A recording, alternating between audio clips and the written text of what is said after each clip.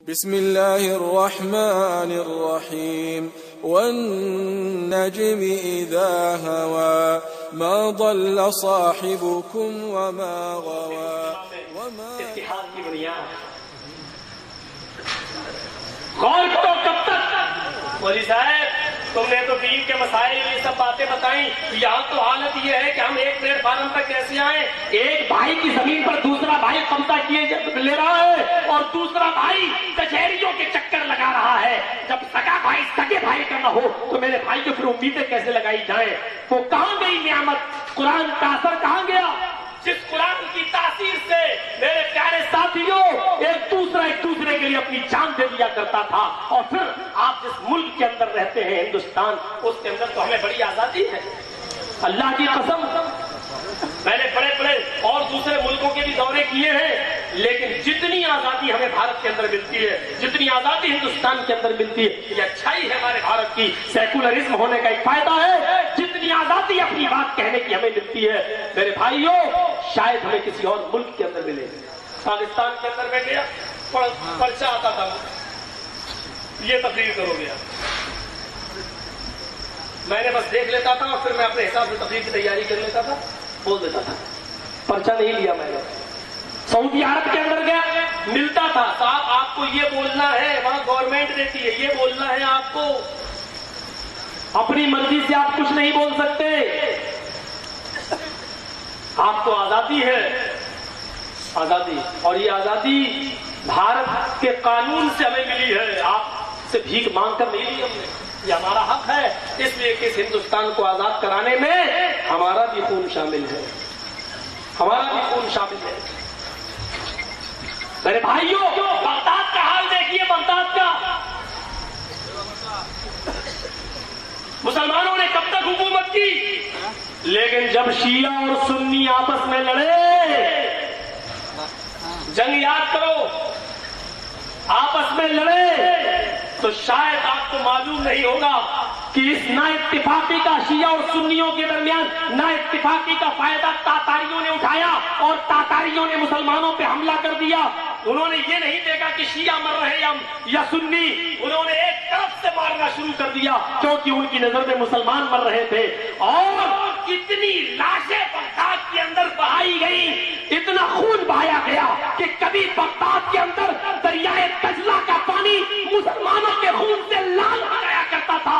اور اتنی کتابیں چلائی مسلمانوں کی کہ ان کتابوں کی راکھ کو جب سمندر میں دریائے دجلہ میں ڈالا گیا تو کبھی وہ پانی کالا ہو جاتا تھا.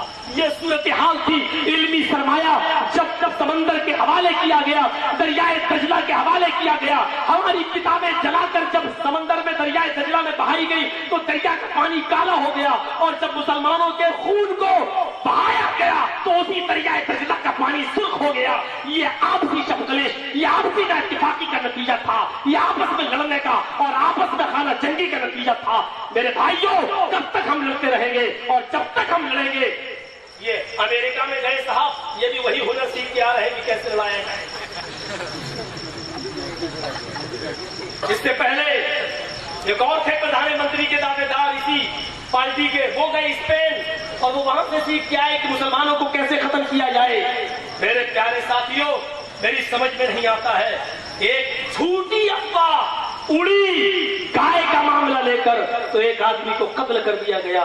میں پوچھنا چاہتا ہوں میرے پیارے ساتھیوں، ذرا اس فیکٹری کو بھی تو بند کرو. اور اس آدمی کی کیا سزا ہونی چاہیے جو ہندوستان کی نمبر 1 بیف فیکٹری ہے، نمبر 1 بیف فیکٹری، اور اس کا چیئرمین کون ہے، اس کا ڈائریکٹر کون ہے، اس کا سنرکشک کون ہے، اس کا چلانے والا کون ہے. مجھے اپنی زبان سے نام لینے کی ضرورت نہیں ہے. میرے پیارے ساتھیوں مجھے بتاؤ کہ پھر اس آدمی کو کتنی مرتبہ قتل کیا جانا چاہیے ہے؟ کتنا؟ ہندوستان آج بھی بیف کے کاروبار کو ایکسپورٹ کرنے میں نمبر 1 ہے. کانگریس کی حکومت تھی تب بھی نمبر 1 تھا، اور آج جب بی جے پی کی حکومت آئی تب بھی بیف کے کاروبار میں ہندوستان ایکسپورٹ کرنے میں نمبر 1 ہے. بتائیے کن کن کو آپ تختہ دار کو لٹکائیں گے؟ یہ صرف ایک ہوا کھڑی کر دی گئی ہے کہ مسلمان.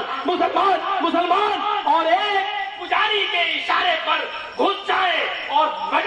पड़े और कत्ल कर डाले। कहाँ का इंसाफ है और कहाँ का न्याय है? कहाँ मेरे भाइयों इस तरीके के मर्डर अभी और होंगे, ये कत्लो क़िताल अभी और होंगे, क्योंकि हम और आप वहाबी हैं, देवबंदी हैं, बरेलवी हैं, शिया हैं, सुन्नी है, सब कुछ है, लेकिन एक प्लेटफार्म पर कायम होने वाले एक सही मुसलमान नहीं है। ये अलग बात है कि मेरे भाइयों, ये अलग बात है कि तुम हमें मुसलमान नहीं समझ रहे हो, हम तुम्हें मुसलमान नहीं समझ रहे हैं। एक काफिर ही है जो हमें मुसलमान समझ के मार रहा है, एक काफिर ही है जो हमें मुसलमान समझ के मार रहा है। हम तुम्हें मुसलमान नहीं समझ रहे हैं, तुम हमें मुसलमान नहीं समझ रहे हो। हम तुम्हें काफिर कह रहे हैं, तुम हमें काफिर कह रहे हो। एक काफिर ही है जो हमें मुसलमान समझ के मार रहा है। अल्लाह तुझसे दुआ करता हूँ इस भोली भाली जनता को, अवाम को इत्तेफाक और इत्तेहाद के एक प्लेटफार्म पर कायम फरमा दे। जब तकरीरें ये होने लगे, मैं अपने काबा की गवाही दूं, जब हज का कैंप लगाया जाए और बाकायदा उसमें मुझे पहले दिन बुलाया जाए और दूसरे दिन मुझे कैंसिल कर दिया जाए, इसलिए कि दूसरे दिन दूसरे मसलक के मौलवी को बुलाया जाना है और वो मौलवी बार बार ये कहते हैं कि मौलवी जंजीस को हमारे साथ नहीं लाना है, तो एक एक दिन का फैसला हो जाए और एक दिन मैं पहले बोल दूं और इत्तेफाक इत्तेहाद की बात करके चला जाऊं। हज का मकसद बता दूं कि एक ही मैदान में सब जमा होते हैं, अरफात का मैदान है, एक ही कपड़ा है, लब्बैक लब्बैक अल्लाहुम्मा लब्बैक ला शरीक लक लब्बैक, ये नारा लगा रहे हो। उस वक्त छोटा बड़ा अमीर गरीब काले और गोरे का फर्क मिट जाए। जहां मौलवी जर्जीस इजावा की सरजमीन पर ये तरस दे रहा है, लोगों को हज का पैगाम बता रहा है, वहीं दूसरा मौलवी आता है और ये कहकर जाता है कि तुम खाने काबा जाओ, तुम मदीना जाओ, तुम्हें हज मुबारक हो, लेकिन याद रखना तुम मक्के के इमाम और मदीने के इमाम के पीछे नमाज मत पढ़ लेना, होटल में नमाज पढ़ लेना, इसलिए कि वहां का इमाम वहाबी है, तुम्हारी नमाज नहीं होगी। मेरे प्यारे साथियों, जब ऐसी तकरीरें होने लगे, हज पे जाने वाले लोगों को ये ट्रेनिंग दी जाने लगे, तो अब कहां से उम्मीद लगाई जाए कि इत्तेफाक होगा, इत्तेहाद होगा? कायनात की जब सबसे अजीम मस्जिद के अंदर तुम्हारी नमाज उस इमाम के पीछे नहीं हो सकती, मस्जिद नबी के इमाम के पीछे तुम्हारी नमाज नहीं हो सकती, तो फिर अब कौन सा इमाम लाया जाए और कौन सी मस्जिद लाई जाए? फिर कहां इत्तेफाक होगा, किस बुनियाद पर इत्तेफाक होगा? कहां से हम एक होंगे और कहां से हम गले मिलेंगे? मेरे प्यारे साथियों, जरा तसव्वुर करिए, इतनी दूरियां जब पैदा कर दी जाए तो इत्तेफाक और इत्तेहाद कहां से पैदा हो?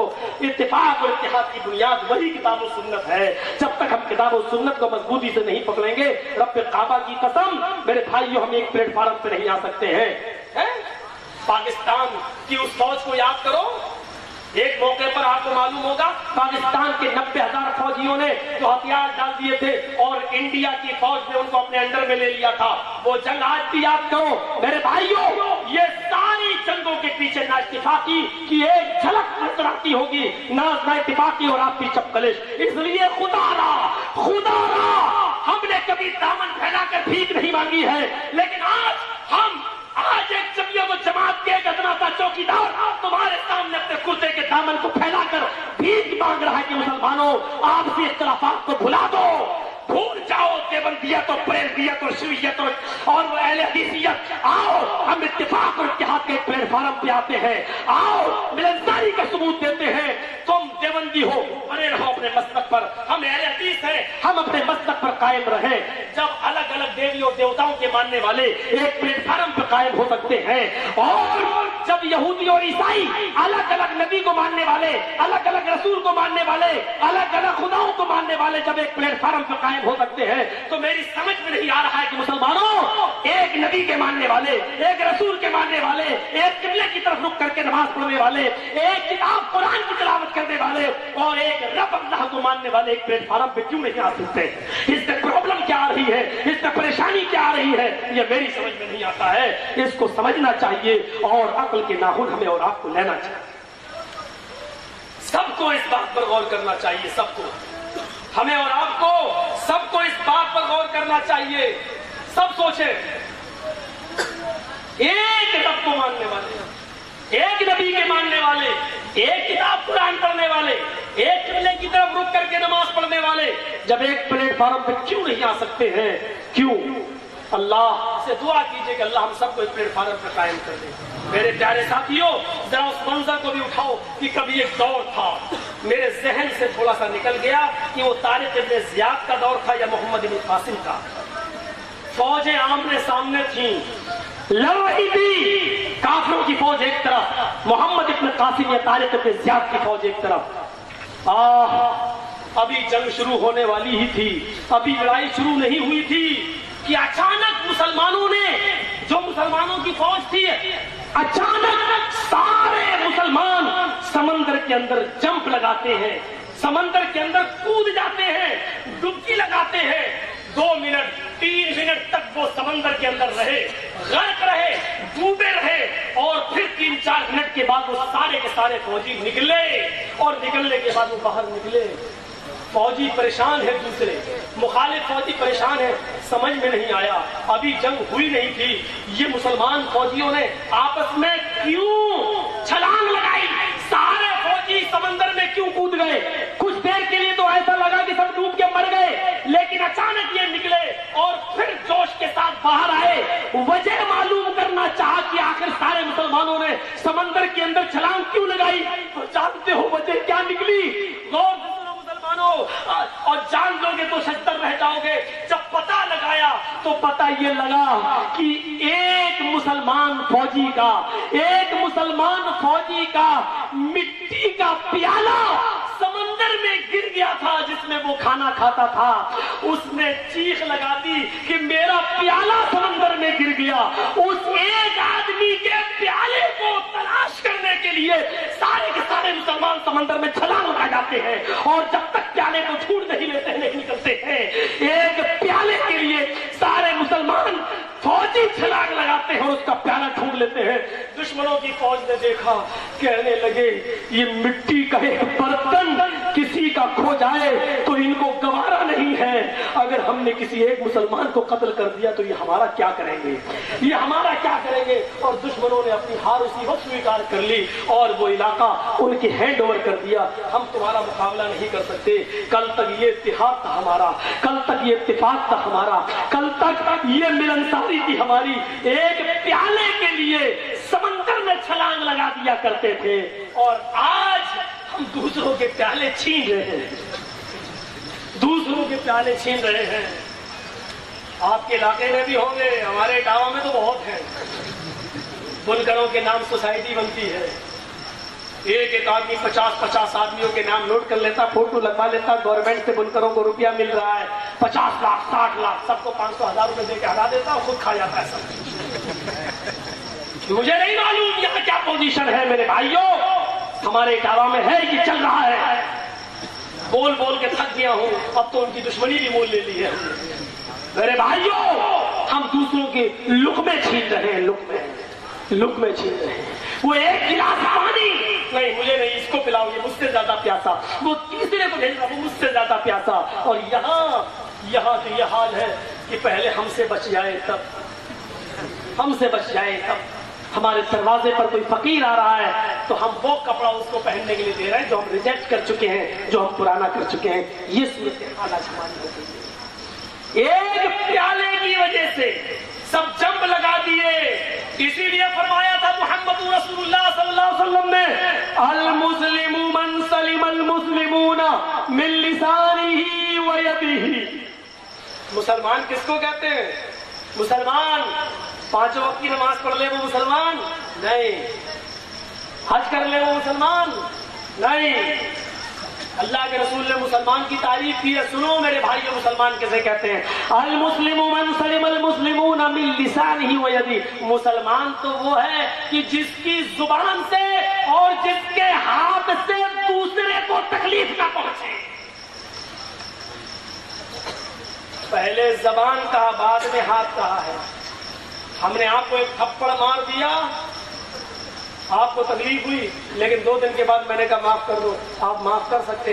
ہاتھ کا دیا ہوا درد تو مٹ سکتا ہے، لیکن زبان سے کوئی ایسی بات کہہ دی آپ کو تکلیف ہو گئی تو زبان سے پہنچی ہوئی تکلیف جو دل کی گہرائیوں میں پیوست ہو جاتی ہے وہ تکلیف مٹتی نہیں ہے، وہ تکلیف جلدی دور نہیں ہوتی۔ اس لیے فرمایا پہلے زبان کا لفظ من لسانی و یدی. مسلمان تو وہ ہے کہ جس کی زبان سے اور جس کے ہاتھ سے دوسرے کو تکلیف نہ پہنچے. پہنچ رہی ہے کہ نہیں پہنچ رہی ہے؟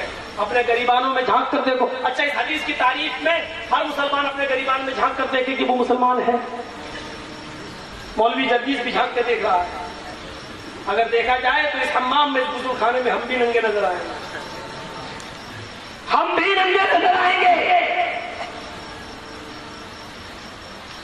ایک مسلمان کی تعریف اللہ کے رسول نے یہ کر دی ہے کہ مسلمان اسے کہتے ہیں کہ جس کی زبان سے اور جس کے ہاتھ سے دوسرے مسلمان کو تکلیف نہ پہنچے.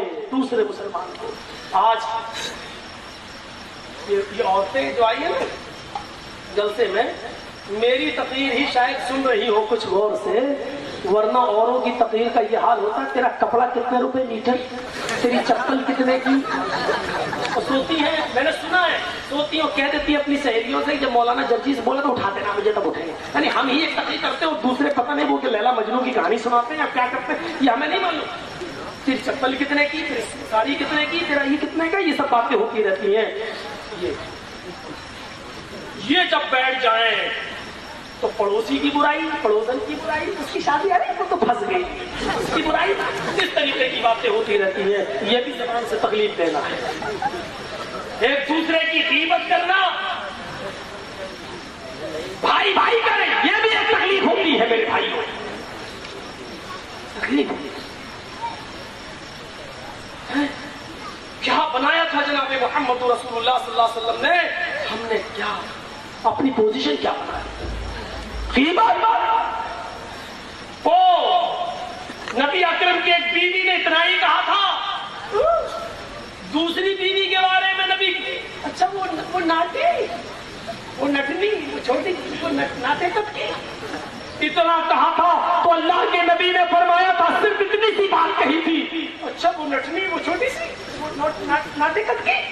اللہ کے رسول نے اس کہنے والی بیوی کو فرمایا آج تمہاری زبان سے اتنے کڑوے جملے نکلے, اتنے کڑوے جملے نکلے ہیں, اگر تمہارے جملوں کو اے عائشہ اگر سمندر کے اندر ڈال دیا جائے تو سارے کے سارے سمندر کا پانی کڑوا ہو جائے گا, سارے کے سارے سمندر کا پانی کڑوا ہو جائے گا.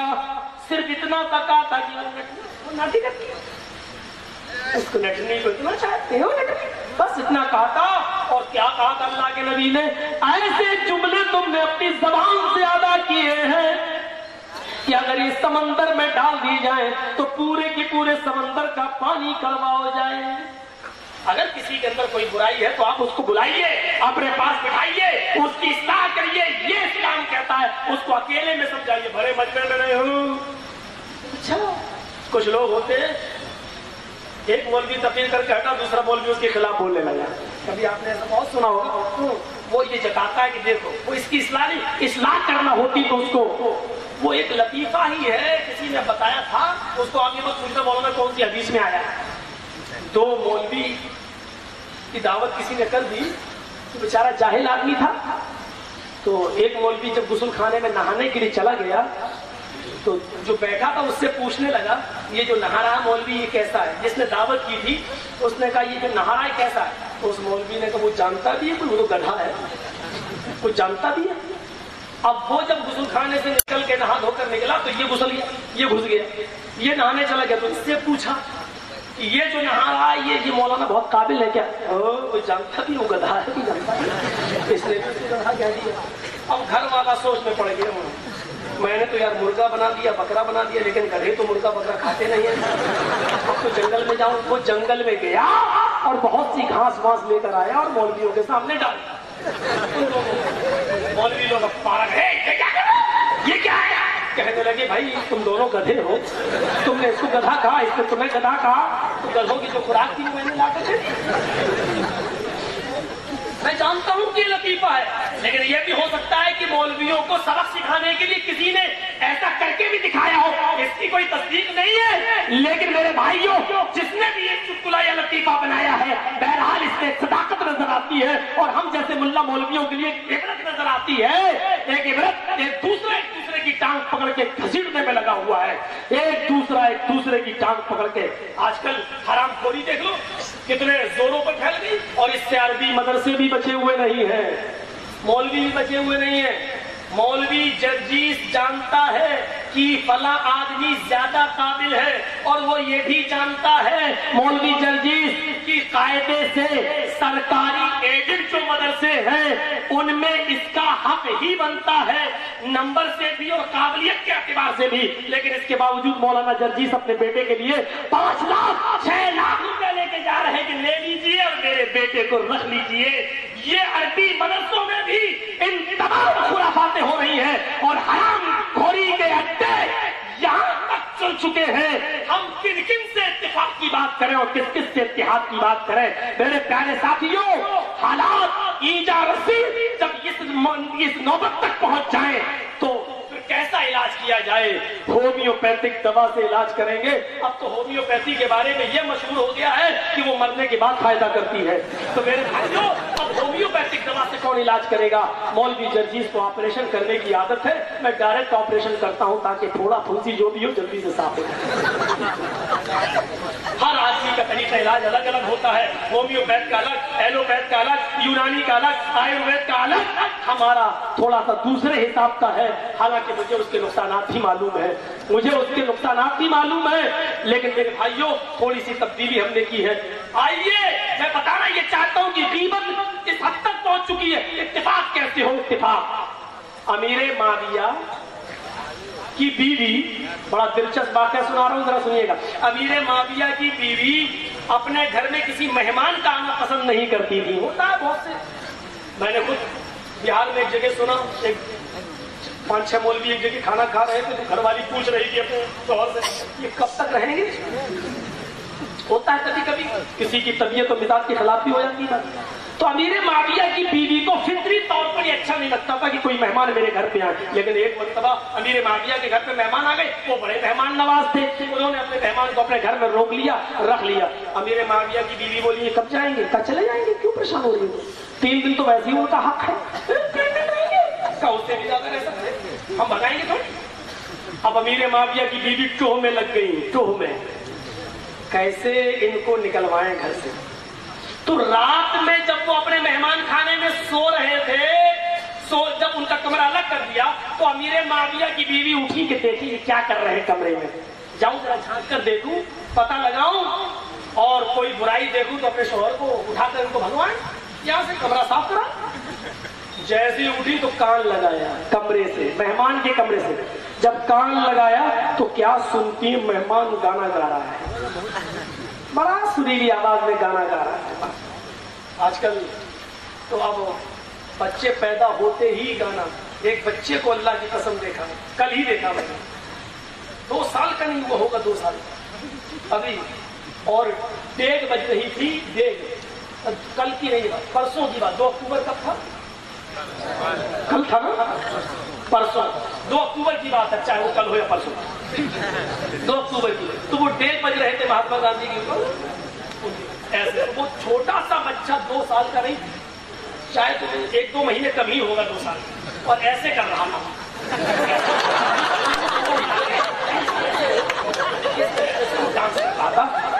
जो ताज्जुब में ये पड़ गया कि अल्लाह की क्या तरबियत होगी, ये 2 साल का भी बच्चा भी पूरा नहीं हुआ। हालांकि घर वाले से मैंने कुछ कहा नहीं, लेकिन अफसोस ये हुआ मेरे भाइयों कि वो डेग बज रही है बाहर और उसमें वो ऐसे ऐसे कर रहा है। अगर उसको थोड़ा सा और आता तो कितनी अच्छी वो कमर मटकाता, क्या करता। और मेरी आंखों के सामने वो डांस कर रहा है और उसका बाप हंस के कह रहा है शाबाश बेटा, शाबाश बेटा। हो जाए तो कहाँ जा रहा है हमारा समाज, हमारा मुआशरा। अमीर मावी तो हो, अभी वो बेचारे आए और गाना गा रहे सुरीली आवाज में, बड़ा पैसा गाना। बीवी को मिल गई कमजोरी, बीवी ने अपने शौहर से कहा हजरत उठिए, उठो। क्या है? उठो इधर आओ, तुम्हें दिखाऊं तुम्हारा मेहमान क्या कर रहा है। कहाँ ले जा रही हो? कमरा बंद। अरे इधर तो आओ। कान लगाया तो सुनो। अमीर माविया ने जैसे कान लगाया اپنی بیوی کو پکڑا، ذرا چلو ذرا، کیا ہوا؟ اور چارپائی پر کھینچ کر لائے اور کہا لیٹ۔ جب میں نے اس کا کمرہ الگ کر دیا ہے تو تمہیں اس کے اندرون خانہ سے کیا مطلب؟ وہ کمرے میں اندر کیا کر رہا ہے تمہیں اس کی جاسوسی لینے کی کیسی ضرورت پیش آئی؟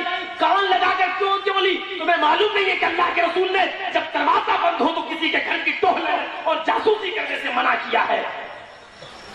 لوگ مجھ پر ہی حدیث سنا رہے ہیں، ابھی بھی میری غلطی ہے، وہ گانا گا رہا اس کی کوئی غلطی نہیں، کہاں تمہاری غلطی ہے؟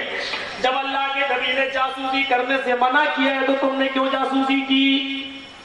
ہاں ٹھیک ہے میں سو رہی ہوں، بیوی سو گئی، مجھے کو ڈانٹو کہ مجھے معلوم ہے؟ امیر معاویہ بیوی کو دیکھ رہے ہیں کب سوتی ہے؟ جب وہ کھراٹے لینے لگی، امیر معاویہ کی بیوی جب خوب کھراٹے لینے لگی تب اٹھے، سمجھ گیا سو گئی، گھوڑا بیچ کر اب اٹھے، چلے اب سمجھائیں اپنے مہمان کو کہ یہ اچھی بات نہیں ہے گانا گانا، یعنی اپنی بیوی کے سامنے بھی اس کی اصلاح کرنا مناسب نہیں سمجھا کہ مہمان یہ نہ سمجھے کہ دیکھو میری انسلٹ کر رہا ہے اپنی بیوی کے سامنے۔ جب بیوی سو گئی تب اٹھے اور کمرے کی طرف گئے تو سوچا کہ اگر سو گیا ہوگا تو نہیں جگاؤں گا، فجر کے بعد سمجھا دوں گا، کان لگا کر دیکھ لوں اگر گانا گا رہا ہوگا تو اندر جاؤں گا نہیں تو نہیں جاؤں گا۔ جب کان لگایا تو وہی مہمان جو ابھی تھوڑی دیر پہلے گانا گا رہا تھا، اب امیر معاویہ نے جب کان لگایا تو کیا سنا کہ وہی مہمان اب سریلی آواز میں قرآن کریم کی تلاوت کر رہا ہے۔ امیر معاویہ بھاگتے ہوئے گئے اور اپنی بیوی سے کہے اٹھ۔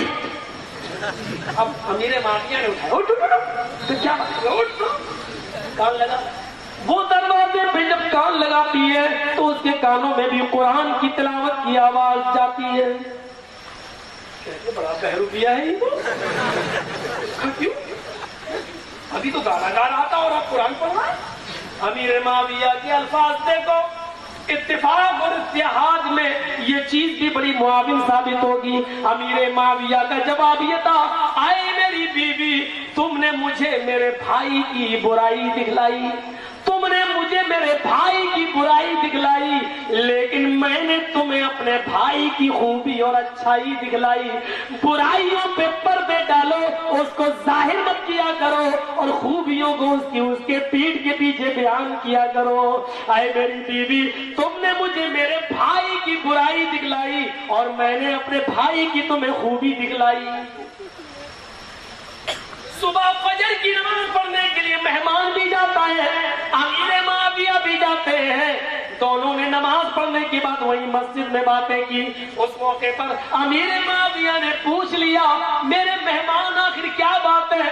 یہ دو پالیسی ایک آدمی کی نہیں ہو سکتی ہے، کبھی وہ گانا بھی گاتا ہو اور پھر وہ تھوڑی دیر کے بعد قرآن کی تلاوت بھی کرنے لگتا ہو، یہ کیا بات ہے؟ کہا امیر معاویہ، میں گانا گانے کا عادی نہیں ہوں، لیکن کل گنگنانے لگا، بہت غموں کے پہاڑ میرے اوپر ٹوٹے ہوئے، میں اپنی مصیبتوں میں پھنسا ہوں، گانا گا کر میں کچھ اپنا بوجھ ہلکا کر رہا تھا، لیکن جتنا میں گانے گاتا جا رہا تھا میرا غموں کا بوجھ اتنا بڑھتا جا رہا تھا، مجھے سکون نہیں مل رہا تھا۔ خاموش ہو کر میں اپنے دماغ پر زور دینے لگا تو میرے سامنے قرآن کی آیت آ گئی، الا بذکر اللہ تطمئن القلوب، تمہارے دلوں کو سکون تو اللہ کے ذکر سے ملے گا، اللہ کے ذکر سے ملے گا، اللہ کے ذکر سے پہنچے گا۔ تب میں نے قرآن کی تلاوت کرنا شروع کر دی، اسی وقت میں قرآن پڑھنے لگا اور قرآن کے پڑھنے کی وجہ سے میرے دلوں کا غم دور ہو گیا، اس لیے میرے دل کا غم دور ہو گیا۔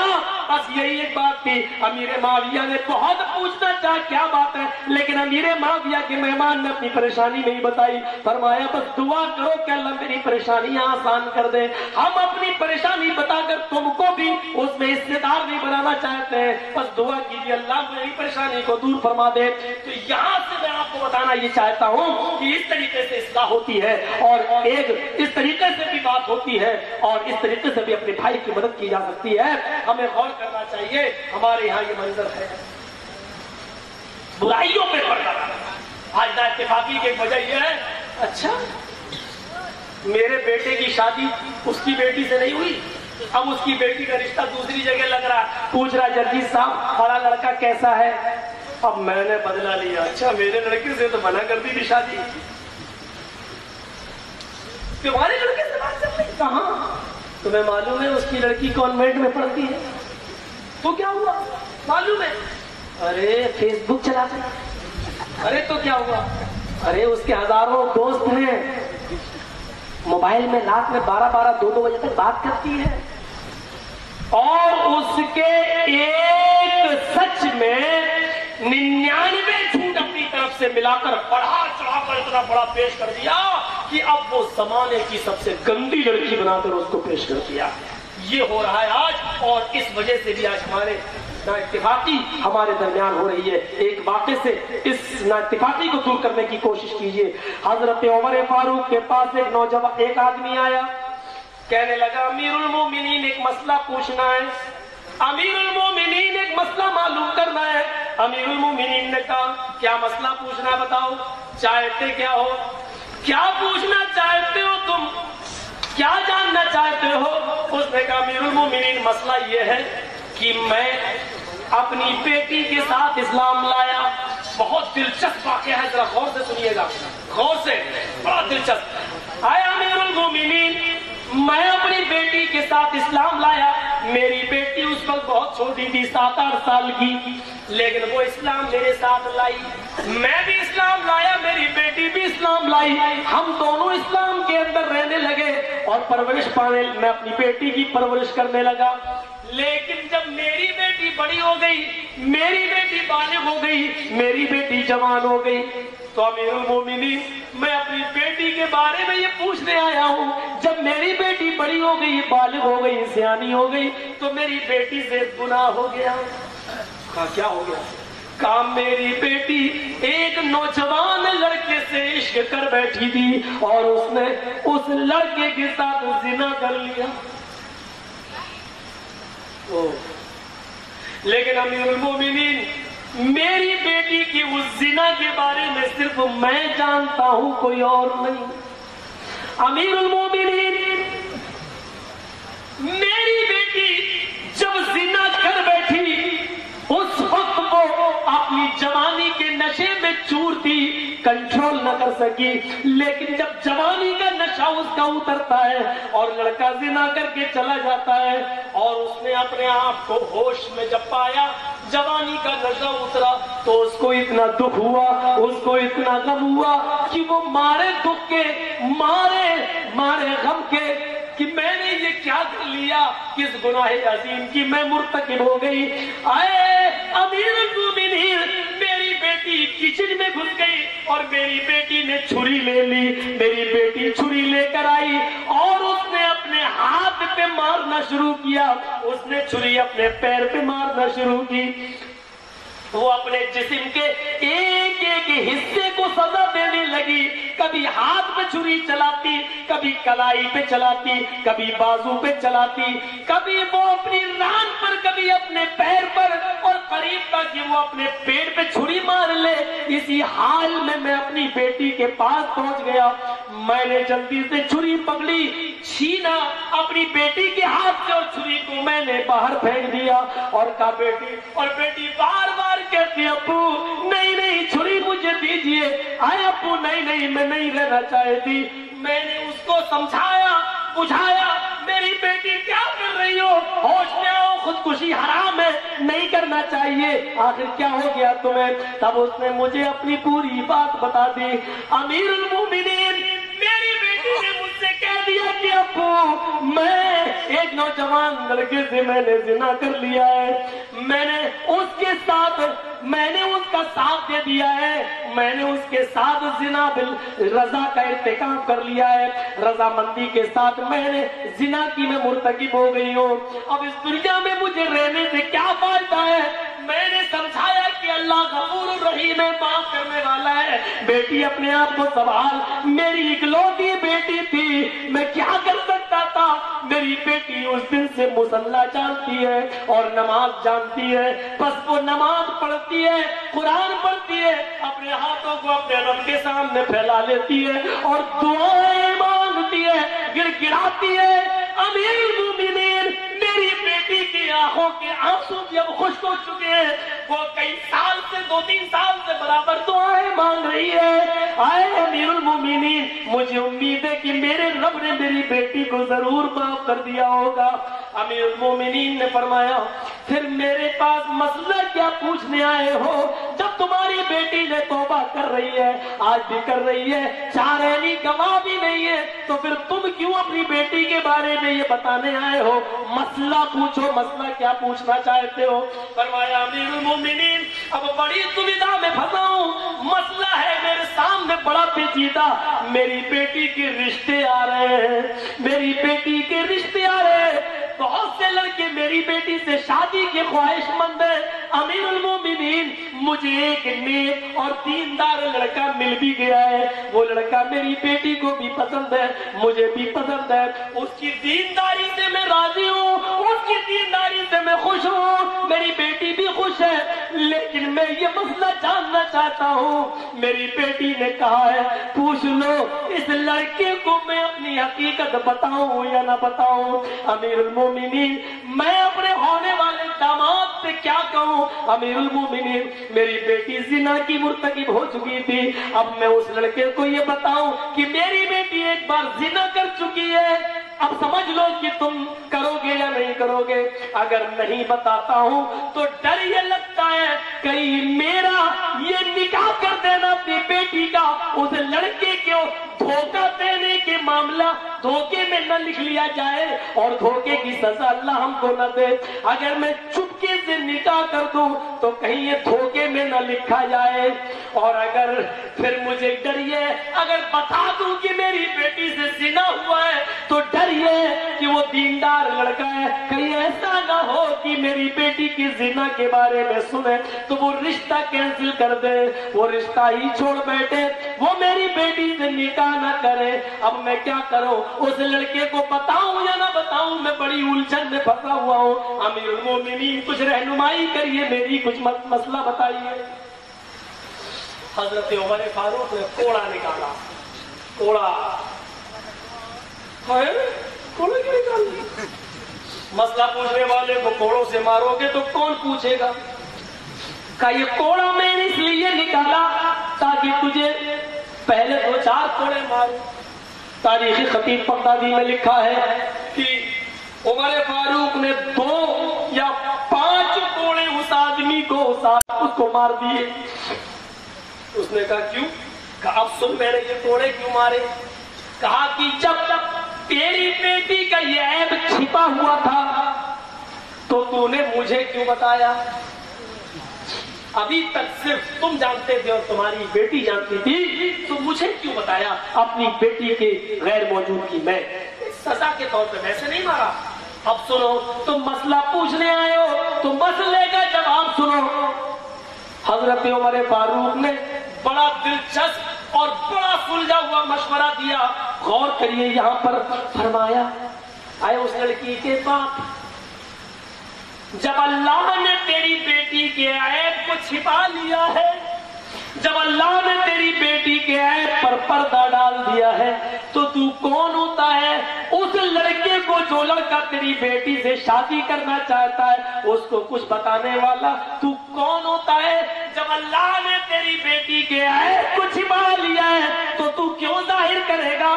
جاؤ اور چپکے سے بغیر اس لڑکے کو بتائے ہوئے اپنی بیٹی کا نکاح اس سے کر دے۔ کہا امیر المومنین ڈر لگتا ہے کہیں گناہ میں نہ لکھ لیا جائے میرا یہ عمل۔ فرمایا تمہاری بیٹی توبہ تو کر رہی ہے؟ فرمایا ہاں۔ کہا کیا تم نے قرآن نہیں پڑھا؟ التائب من الذنب کمن لا ذنب لہ، جو آدمی اپنے گناہ سے توبہ کر لیتا ہے وہ ایسا ہو جاتا ہے جیسے اس نے گناہ کیا ہی نہیں۔ لہذا جا اور چپکے سے اپنی بیٹی کا نکاح کر دے۔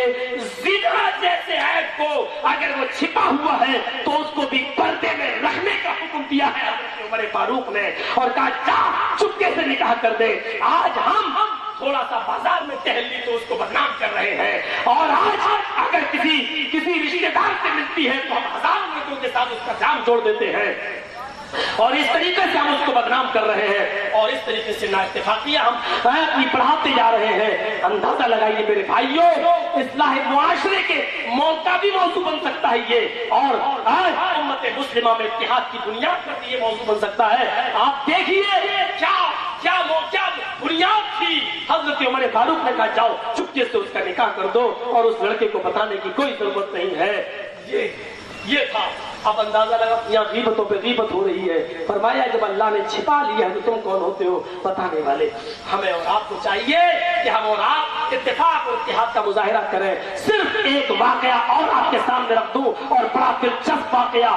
جب یہاں سے مکے والے مکہ چھوڑ کے مدینہ کی طرف گئے تو قومی اصلیت تھی، انصاری تھی، اپنے بکری کو لایا اور پانی پلانے لگا گھاٹ پہ، اور ادھر مہاجر بھی آیا حضرت عمر فاروق کا غلام، اس نے بھی اپنی بکری کو پانی پلانا چاہا.